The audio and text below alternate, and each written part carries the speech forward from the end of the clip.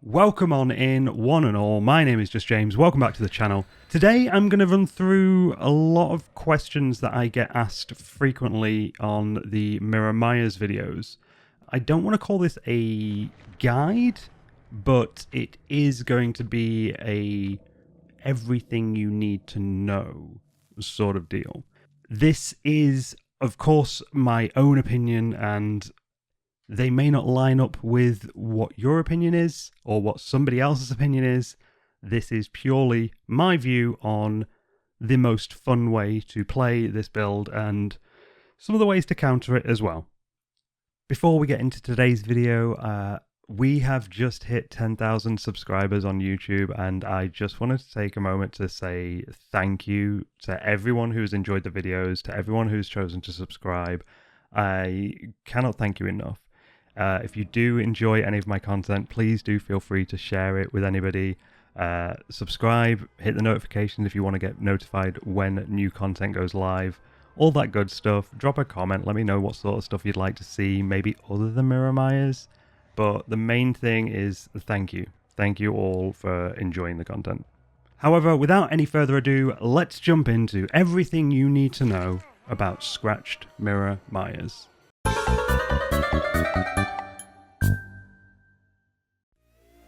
Okay, so first things first, what is Scratched Mirror Myers? Scratch Mirror is an add-on that can be used for Michael Myers in Dead by Daylight, aka The Shape. Okay, so what does that add-on do? So Scratch Mirror add-on, when you're stalking in Tier 1, you will reveal the aura of survivors within a 32 meter range. However, the downside to this is that you cannot progress past Tier 1. So there are pros and cons to this. It basically means that you will remain in Tier 1 for the entire game, so you won't have a terror radius or a heartbeat.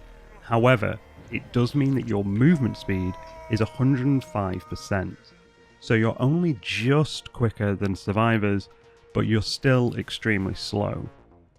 The benefit is obviously being able to see where survivors are and being able to effectively jump scare, dependent as to the way that you play Mirror Myers, which I will get into later on.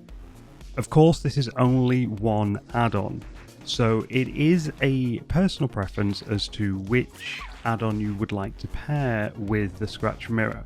Now granted, most of Myers' add-ons won't really work well with Scratch Mirror because a lot of them modify the speed that you stalk and gain Evil Within. And then there are other add-ons which will increase the duration of Evil Within 3 or the terror radius of Evil Within 2 and 3. So realistically, there are only two other add-ons that you can combine with Scratch Mirror for a benefit to yourself. One of them is the Boyfriend's Memo, which slightly increases the lunge in Evil Within 1, Tier 1, because your lunge is very small. So that's the one that I use because I personally prefer to have a slightly larger lunge, just to make sure that I will sometimes get hits that otherwise I wouldn't have done. And the only other add-on that you can combine with Scratch Mirror realistically is to increase your movement speed while stalking. I've never found this to be massively beneficial, but again, this is dealer's choice. This is complete and utter personal preference. I'm just going to address this one really quickly, and this is the name of the build, or the name of this style of play with Myers. It will go under a lot of different names. You will generally have names that you may have heard from other streamers or other content creators, or just other people in the Dead by Daylight community. Scratch Mirror Myers will go by Mirror Myers, Jumpscare Myers, Peekaboo Myers, Immersed Myers, Spoon Myers is one that I've heard, Ninja Myers is another. Generally speaking, all of these are exactly the same. They all are running Scratch Mirror with the potential to jump scare, and that is just, yeah, they're all the same. It doesn't make a difference. Okay, so you've got Myers, you've got the add-ons, you know what they do, you know what you want to play. You go into a game, right? Not really. So while you can obviously play this Mirror Myers build on any map, it's going to be a lot harder on any of the outdoor maps. It's one of the reasons that experienced people in Dead by Daylight, when they see a killer offering for an indoor map, will have it in the back of their mind that it could be a Scratch Mirror Myers. The best maps for these at the moment are Hawkins, Leary's, Gideon Meat Plant, and Midwich. The Raccoon City Police Department is coming out soon, and while it is an indoor map, personally I haven't had the chance to try it out yet, but I do feel like it's going to be too large of a map to realistically make Mirror Myers work on it. You do generally want a smaller map with indoor capabilities to be able to pop out from behind walls. As I said, you can play this build on any map, but it's going to be a rough time if you get, you know, Red Forest Mother's Dwelling. It's going to be brutal. Okay, so now you have the build, you know which map you're going to. What perks to use? This is one that draws a lot of contention for me. The perks that you will use are entirely dependent as to the way that you want to play Myers. So I mentioned this earlier on. There are many different ways to play Mirror Myers. The issue for me is I tend to find that a couple of them can be really boring, and the only one that I particularly enjoy is getting jump scares on people. I find it provides the best content for you guys, it provides the most fun for me, and it also provides the most fun for the people that I'm playing against. The other ways that you can play Mirror Myers are to camp, which is just horrible and just don't do it, and to chase. If you are playing Mirror Myers with the intent to chase survivors, then the comments that I get so often and questions that I get so often about play with your food are correct. If your plan is to chase a survivor and get stuck in loops and get focused on chasing individual survivors, play with your food is useful. If your plan is to jump scare, play with your food is useless. I'll explain. So I'm just going to talk about Play With Your Food 3 here. If you do want to check out the different percentages and the different changes between the different tiers of Play With Your Food, feel free to check out like the Dead by Daylight wiki. So Play With Your Food at tier 3 will allow you to get up to a maximum of 3 tokens each time you chase your obsession and let them escape. Each token will give you a stackable 5% haste increase, up to a maximum of 15%. Which means that you will effectively be moving a lot quicker. But every time that you perform a basic attack, you lose a token, and you then have to re-find your obsession, lose them again to gain that token back.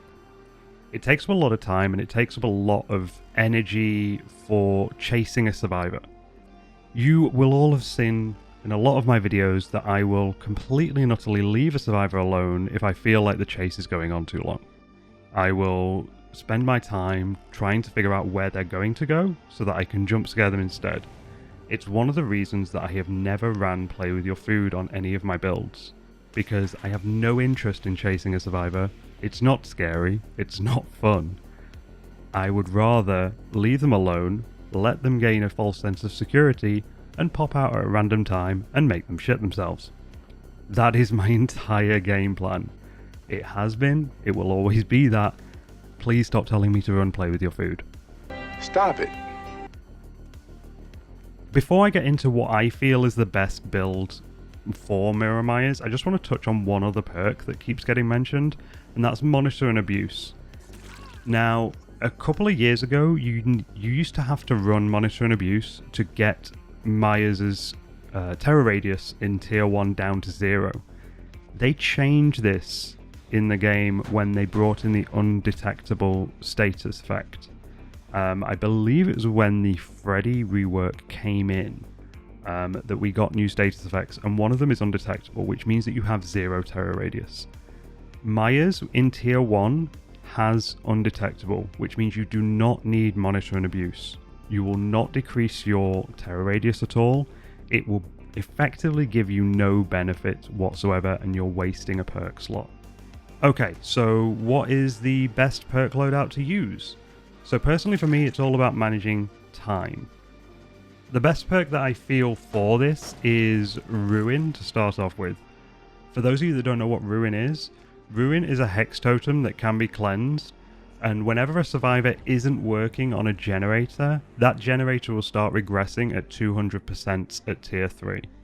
It's a really handy perk for slowing the game down, and if the totem doesn't get found until late game, it gives you a huge advantage.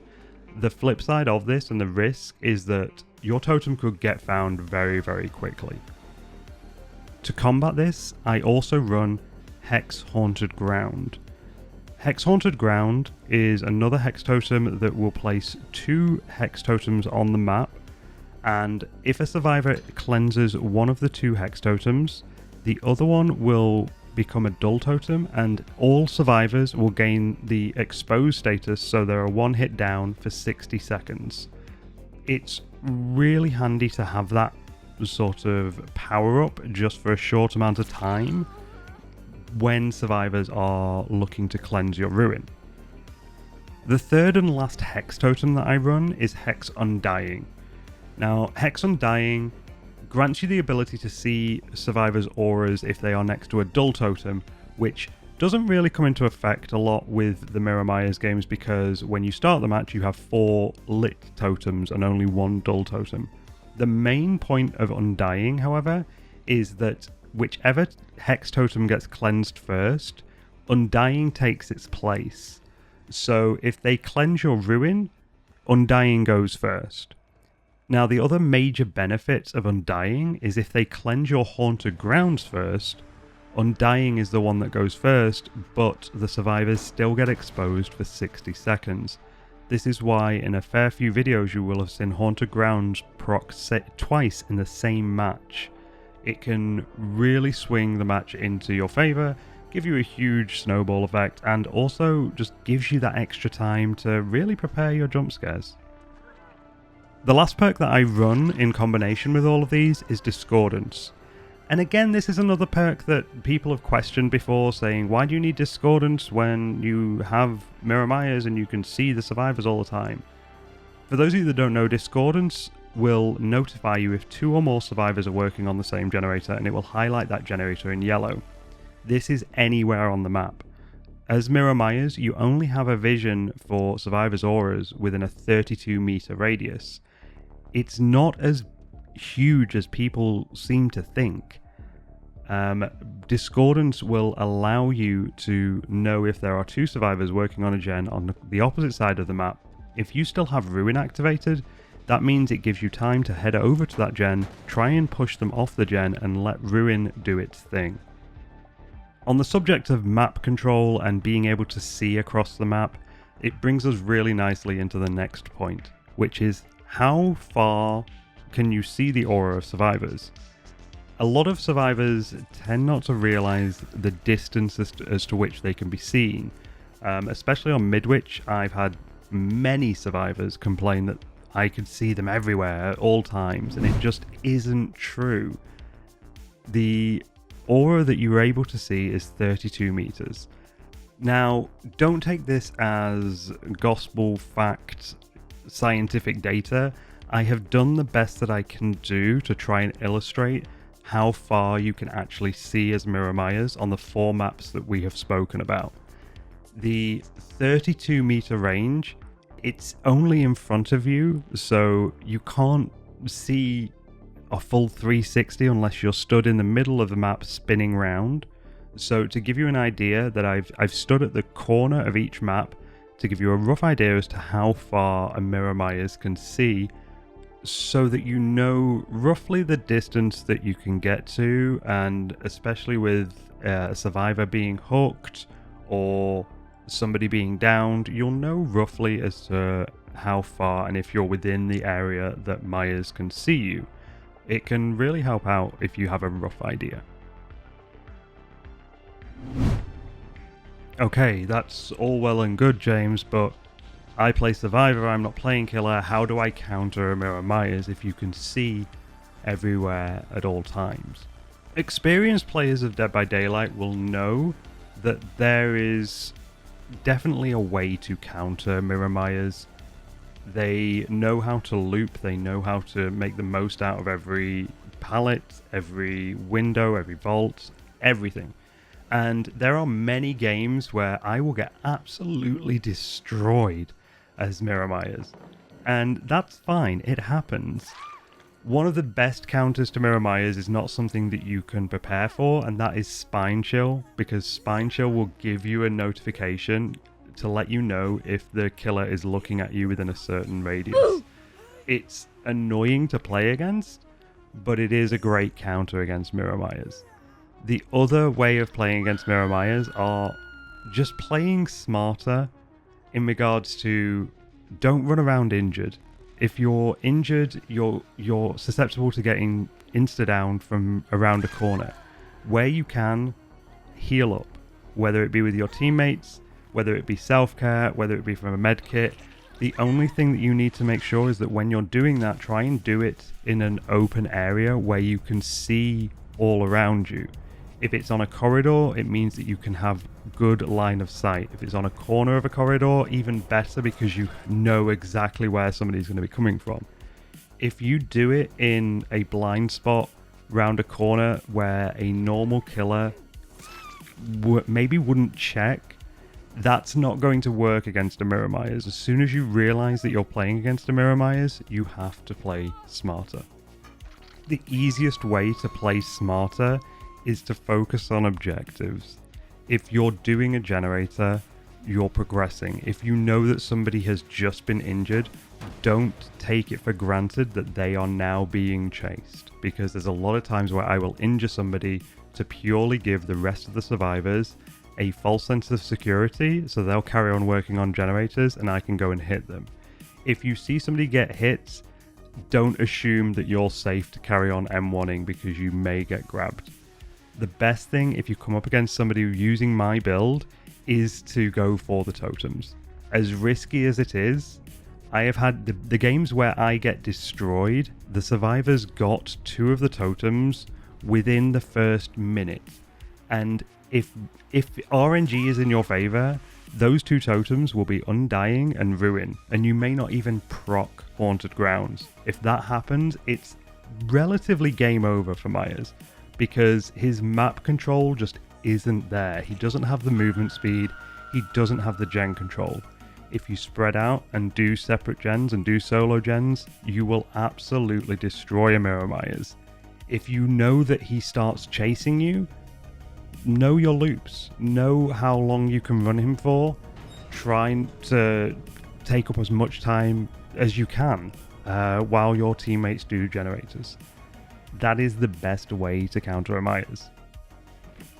And that brings us on to my final point of this video. If you're going to play a Mirror Myers, just play for fun.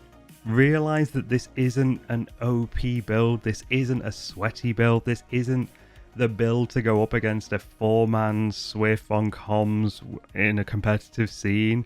This is a joke around, it's a nice break from the constant sweat that you tend to see on Dead by Daylight. It's fun for killers, it's fun for survivors, it's just meant to be fun. And that's it. That is everything you need to know pretty much about Mirror Myers. If I've forgotten something, or if there's something that you don't agree with or you think I should have added, leave a comment, let me know. I genuinely enjoy having a conversation about Mirror Myers for anybody who has a differing opinion. Maybe you're right, maybe you're not, maybe I'm wrong, maybe you want to tell me that. It's all good. It's all just discussion, which is absolutely fine and encouraged. As always, if you have enjoyed today's video, please do feel free to hit that subscribe button. It would be amazing. If you've enjoyed the video, hit like, and feel free to share the video on anything you want to, I guess. Any social media, Reddit, Twitter, to a friend, to your family, to your grandma, I guess, if she's into DBD and Myers. But everyone, as always, if you would like to come and hang out sometime in the live stream, I do stream over at Twitch. Link is in the description down below. However, as always, my name is just James. Stay safe, stay happy, and I will see you all soon.